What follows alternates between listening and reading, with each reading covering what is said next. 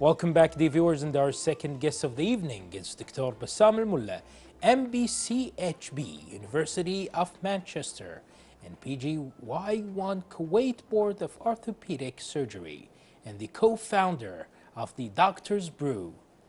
Dr. Bassam, good evening and welcome to Hala Kuwait. It's really a pleasure to have you tonight with us. Good evening. Thank you so much for having me.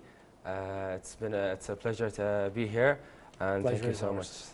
It's really a pleasure. So tell us more about how to be a doctor or trainee, a junior doctor, as they say. Okay, so what happens is when you basically finish medical school and you graduate, you start your intern or trainee year. This is a universal thing that happens worldwide, and it's a really difficult step for a medical student that has just graduated and is a fresh doctor, and to transition to become a fully fledged doctor. So the trainee year is basically an entire year that you spend doing rotations in some of the main specialties in medicine. It's field studying. Yes, you're practicing, you're a fully fledged doctor, but at the same time there is some safety, there are some supervisors that are making sure that everything's going to be okay. That's great. Yeah. What about how does it take, or how long does it take to become a fully trained doctor, to complete the whole process? So basically, it's different from country to country. In Kuwait, it's 7 years. In other countries such as America and Canada, it can go up to 8 years. In the UK and other European countries, it can be 5 or 6 years. What about the, like, let's say, trainee and junior doctor's life, and also in the hospital, compared to more senior doctors and consultants? Yeah. How do you see it? Like, I believe, like, the trainees are more excited, but how's the commitment between them and the senior doctors? Let's compare them together, and their lives at the hospital, or their routine. Their routines are extremely different completely. So for a trainee or for a freshly graduated doctor, their role is they're the first line of defense at the hospital. So their role is to see all the patients and to physically examine them, order the appropriate labs, and then communicate all this information to the more senior doctors. The more senior doctors, their roles are more different. They have more leadership roles, so they convey the plans that they seem appropriate for each patient, and then it's the junior doctor's role to follow up on that, and while they do that, it's a learning process for them. So it's teaching by the seniors and the specialists, and it's learning for the junior doctors. Let's talk, Doctor, more about the life of medical school and the transition from the life of medical school to real-life practice for junior doctors. How do you see it? Tell us more about this transition. It's a very scary transition. So, is it? Yeah, when you're in medical school, you always feel like you're safe. You feel like you're protected. You feel like there's a layer of safety that even if you do something wrong, it's not your fault. It's the supervisor's fault for not paying attention to you if something wrong happens. But when you transition to become a fully fledged doctor, there is that much more responsibility.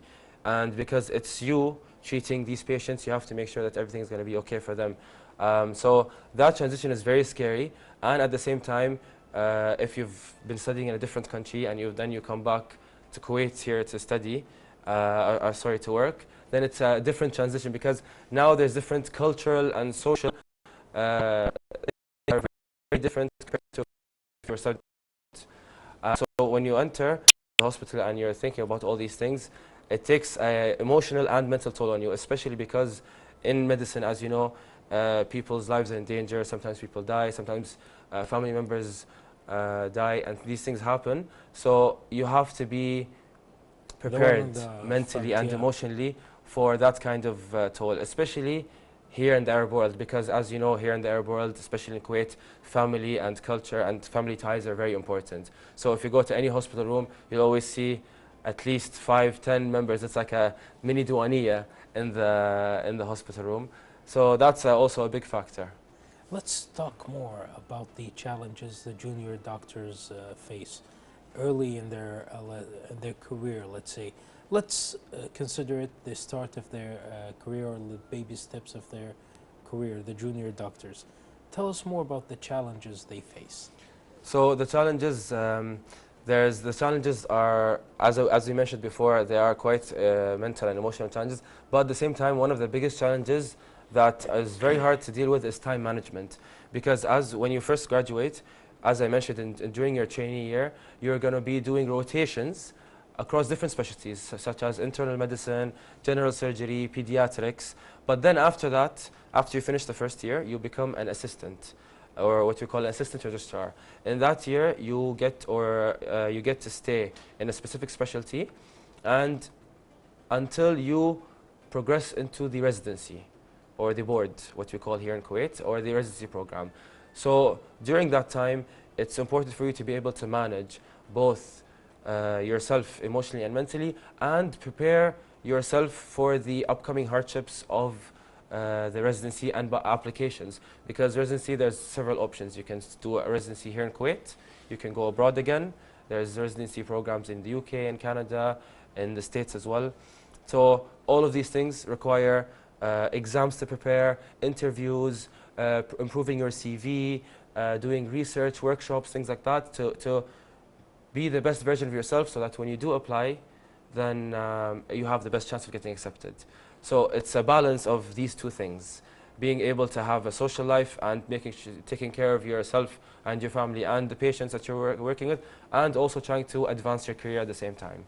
It's the beginning of their career, the junior doctors, and they need a lot of support, a lot of help, and mostly they need also resources. They cannot follow the right steps without having resources. So what resources are available for junior doctors to help them in the beginning of their careers? Yeah, well, that's the thing, is that usually what happens is the main resources is other junior doctors. So junior doctors that are a couple of years ahead of them.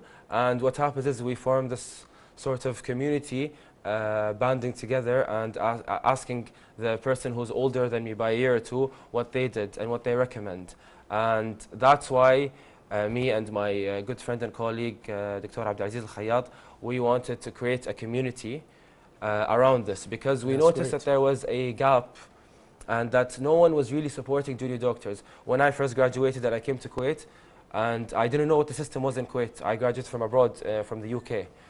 So when I came here to Kuwait, I didn't know how the system worked. No one taught me. The only people that taught me were other junior doctors that were working before me. So that's why me and Dr. Abdulaziz, we formed this non-profit organization called the Doctor's Brew.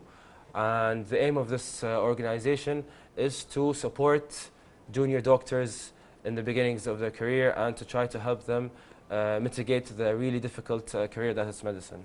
And what about, tell us more details about the Doctor's Brew before we continue to our next questions. Well, the Doctor's Brew was founded by my good friend and colleague, Dr. AziadiQ8, and then I later joined in.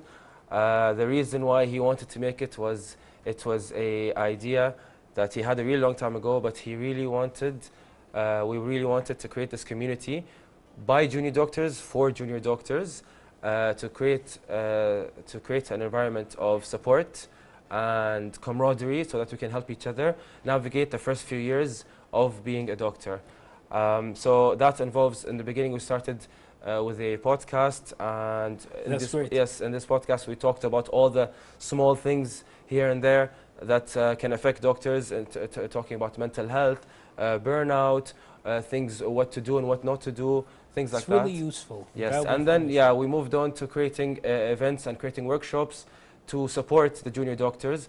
So one of the last events we just recently had was how to apply to the Kuwaiti board, because right now is the application process for the Kuwaiti residency programs. And also another program, another thing that we're doing is basically the interviews to prepare them for that as well. Well, thank you so much, Dr. Bassam, for being this evening with us on AziadiQ8.